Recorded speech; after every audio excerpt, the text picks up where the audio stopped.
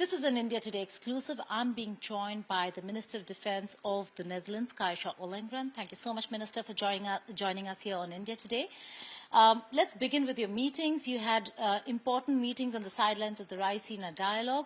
What did your conversations entail with your counterpart, as also with the National Security Advisor? Thank you. Yes, well, I'm here for the Raisina dialogue, but I was very happy that both the National Security Advisor and my colleague, Minister of Defence, had time to see me and to give me their perspective, especially on security in this region. It is important to us to engage with the Indo-Pacific and to engage with India. And I think having this start of a dialogue is also having an increase in our bilateral relationships when it comes to defense and especially maritime security. So that was the main topic on the agenda.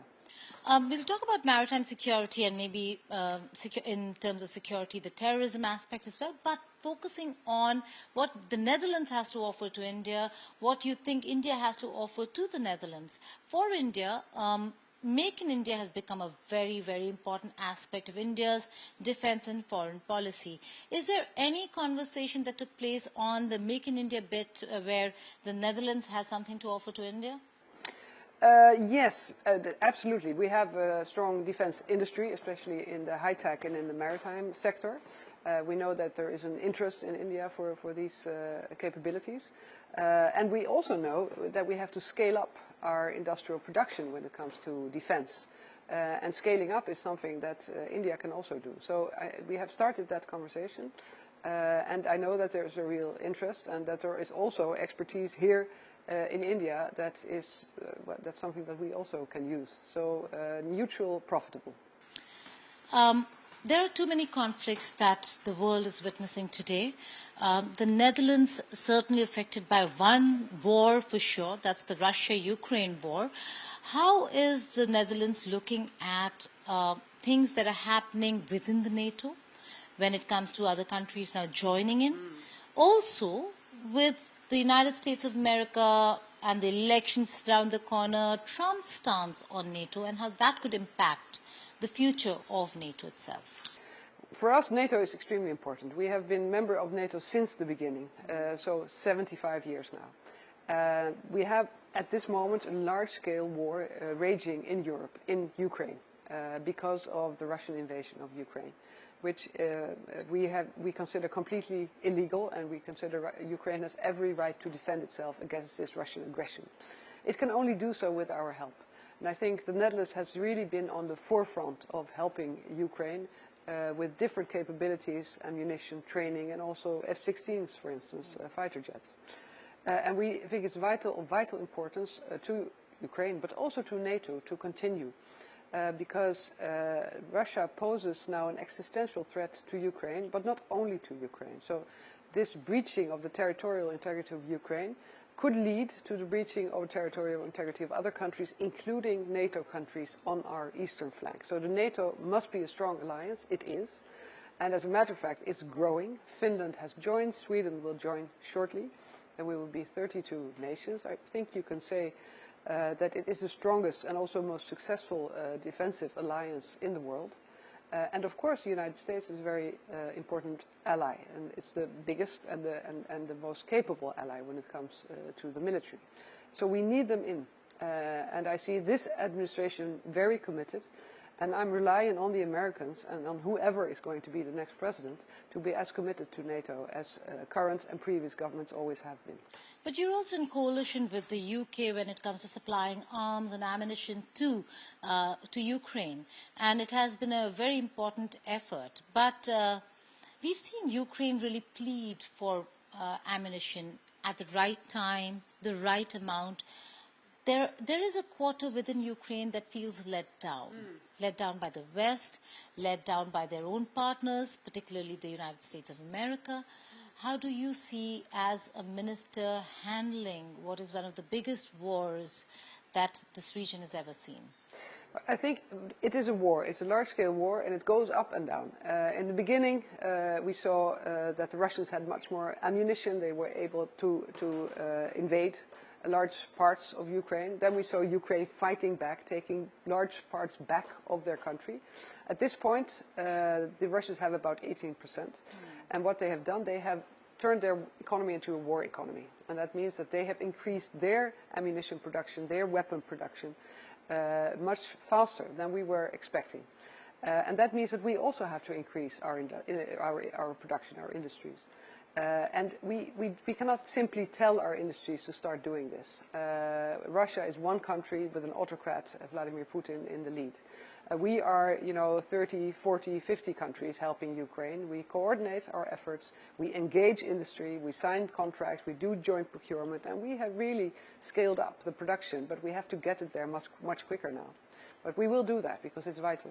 Your outgoing Prime Minister is bidding for the Secretary General of NATO.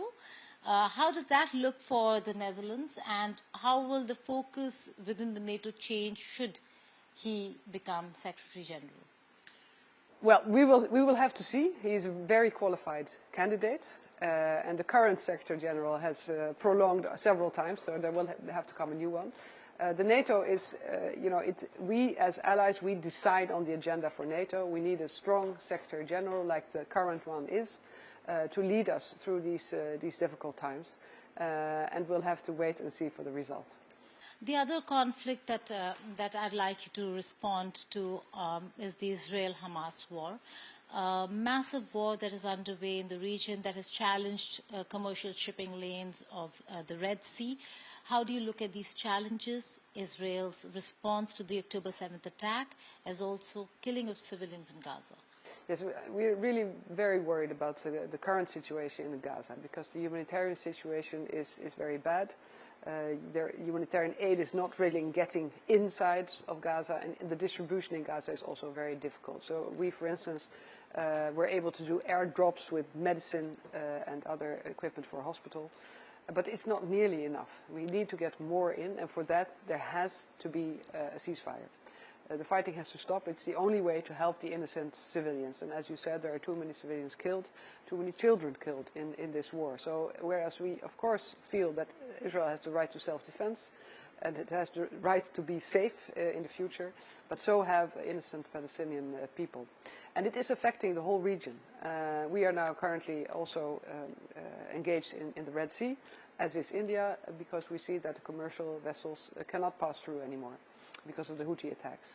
And there are all kinds of tensions in that part of the world that worry us, and that should worry the whole world, because it's a threat to global security, but it's also a threat, I think, to many values that we share.